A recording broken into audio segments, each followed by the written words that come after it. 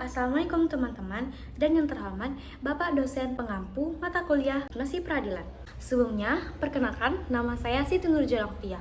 Kali ini saya akan menjelaskan sesuatu yang penting banget untuk UTS kita, yaitu bagaimana sih tahapan atau syarat-syarat sehingga bisa untuk mengajukan perkara di pengadilan agama. Nah, untuk sekarang saya akan menjelaskan suatu kasus yaitu cerai gugat. Cerai gugat adalah yang dilakukan oleh pihak istri kepada pihak suami.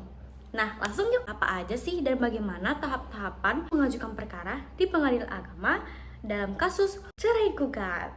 Nah, pertama-tama, sebelum kita datang ke pengadilan agama atau menuju ke pengadilan, kita harus mempersiapkan senjatanya. Tetapi senjata di sini alias adalah berkas administrasi. Masa kita sudah capek-capek datang ke pengadilan agama, ternyata berkas kita ditolak karena syarat-syaratnya tidak dipenuhi. Jadi apa saja sih yang harus kita lengkapi di berkas administrasi pengadilan? Yang pertama adalah surat gugatan. Surat gugatan ini adalah inti dari semuanya. Isinya apa aja sih? Dia itu berisi berupa identitas. Yang kedua, alasan kenapa pengen cerai. Dan yang ketiga, isi dari gugatan tersebut. Biasanya surat gugatan ini akan dirangkap, biasanya 5-7 rangkap. Yang kedua, buku nikah asli dan fotokopi. Nah, yang fotokopinya ini jangan lupa digali sertifikat pos ya. Yang ketiga adalah KTP penggugat. Nah, untuk KTP penggugat ini mau yang asli maupun fotokopinya jangan lupa dibawa karena untuk menjaga-jaga hal mana tahu ada kepentingan lainnya. Yang keempat ada kartu keluarga dan yang kelima adalah surat keterangan gaib. Ini semisalnya kalau suaminya itu nyatakan kabur, jadi harus ada surat keterangan gaibnya. Dan yang terakhir adalah biaya pajak. Selanjutnya adalah alur tahapan perkara. Oke, berkas-berkas sudah lengkap semua. Dan sekarang bagaimana sih untuk mengajukan tahapan dari administrasi di pengadilan agama?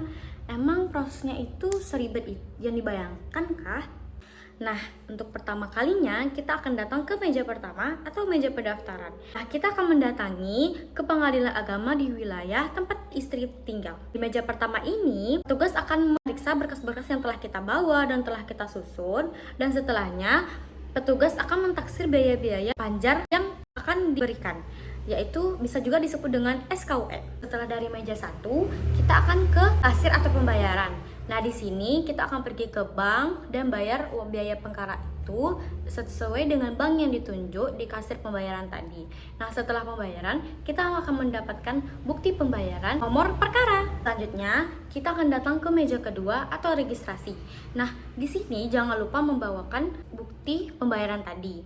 Nah, setelah bukti pembayaran tadi diberikan di registrasi atau meja kedua, kita secara langsung perkara kita sudah dicatatkan di buku catatan register perkara. Nah, setelah itu kita akan diberikan satu rangkap surat gugatan yang sudah diberikan nomor perkaranya. Selanjutnya, proses penetapan majelis hakim dan hari sidang. Nah, di sini ketua pengadilan akan menunjukkan majelis hakim siapa yang akan menyelesaikan perkara kita. Setelah itu, juga ada juru sidang yang akan mengantarkan surat hari sidang kepada penggugat dan ke rumah suami atau yang tergugat.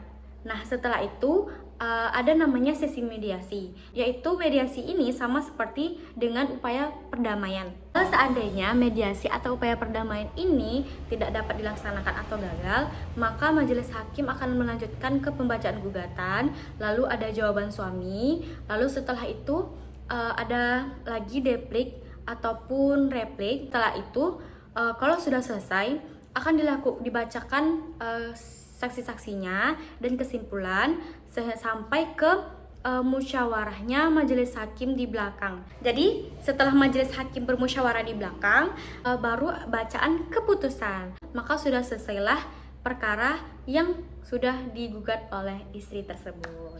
Nah, kurang lebih begitulah tahapan-tahapan dari administrasi di pengadilan. Ternyata administrasi itu sangat rapi ya disusunnya, karena kalau tidak, maka tidak akan sampainya putusan dalam perkara.